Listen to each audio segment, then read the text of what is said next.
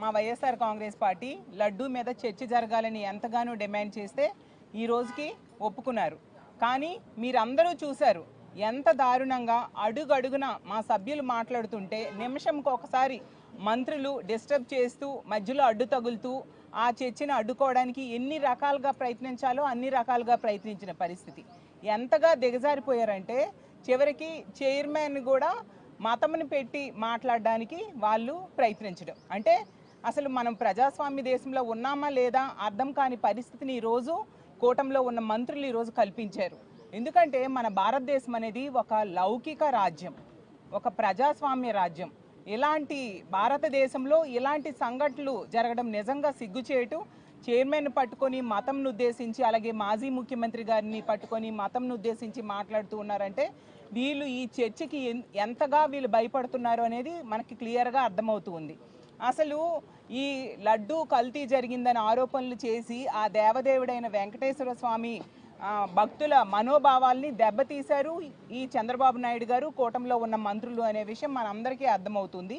అసలు samples test చేసిన 4 ట్యాంకర్ల లారీలు నెయ్యి తీసుకుంటే అది జరిగింది చంద్రబాబు నాయుడు గారి హయాంలో, అతను ముఖ్యమంత్రి అయ్యాక. దీనికి సమాధానం చెప్పండి అంటే దానికి వాళ్ళ దగ్గర సమాధానం లేదు. మళ్ళీ రిజెక్ట్ చేసిన ట్యాంకర్స్ మళ్ళీ వాడారు వేరే కంపెనీ పేరుతో ఎందుకు అని అడిగితే దానికి కూడా వాళ్ళ దగ్గర సమాధానం లేదు. వాళ్ళు చెప్తూ ఉన్నారు అసలు పాలు ధర పెరిగింది కదా అనేసి. పాలు ధర పెరిగితే అన్ని రెట్లు, అంటే ఇంచుమించు 2 రూపాయలు 3 రూపాయలు పాలు ధర పెరిగితే 250 రూపాయలు చొప్పున, అంటే డబల్ రేటు నెయ్యి ధర ఎక్కడైనా పెరుగుతుందా అని నేను అడుగుతూ ఉన్నాను. అయినా పాలకి నెయ్యి ఒక్కటే కాదు కదా, బై ప్రొడక్ట్స్ చాలా ఉంటాయి. సో పాలు అమ్ముతారు, నెయ్యి అమ్ముతారు, అలా రకరకాల బై ప్రొడక్ట్స్ అన్నిటి ద్వారా కూడా ఆ సంస్థ లబ్ధి పొందుతుంది. అలాగే హెరిటేజ్కి ఇందాపూర్కి ఉన్న సంబంధాలని సభా సాక్షిగా మా సభ్యులు బయట పెడితే దానికి కూడా వాళ్ళ దగ్గర సమాధానం లేదు. అసలు మ్యానుఫ్యాక్చరింగ్ కంపెనీని కో మ్యానుఫ్యాక్చరింగ్ కంపెనీగా ఎందుకు మార్చారు అంటే వాళ్ళ దగ్గర సమాధానం లేదు. అలాగే తీసుకుంటే ఆరోపణలు ఎదుర్కొంటున్న ఈవోని ఎవరి హయాంలో వచ్చారు? ఈవో చంద్రబాబు నాయుడు గారి హయాంలోనే 2 సార్లు అతన్ని అపాయింట్ చేయడం జరిగింది. అలాగే ఆరోపణలు ఎదుర్కొంటున్న నెయ్యి సప్లై చేసే సంస్థలన్నింటినీ కూడా చంద్రబాబు నాయుడు గారి టైంలోనే వాళ్ళు ఆ టెండర్స్ దక్కించుకోవడం జరిగింది. ఇలా ప్రతి దానిలో కూడా చంద్రబాబు నాయుడు గారి పాత్ర, అలాగే కూటమి ప్రభుత్వం తాలూకా పాత్ర స్పష్టంగా అర్థమవుతూ ఉంది.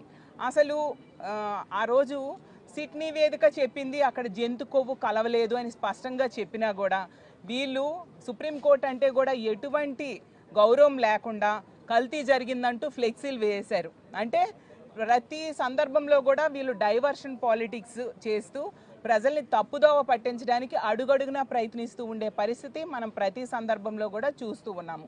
దీన్ని బట్టి మనకు అర్థమవుతూ ఉండే విషయం ఏంటంటే వీళ్ళు అన్ని రకాలుగా పాలనలో వైఫల్యం చెందారు, ఇచ్చిన ఏ ఒక్క హామీ కూడా అమలు చేయలేదు.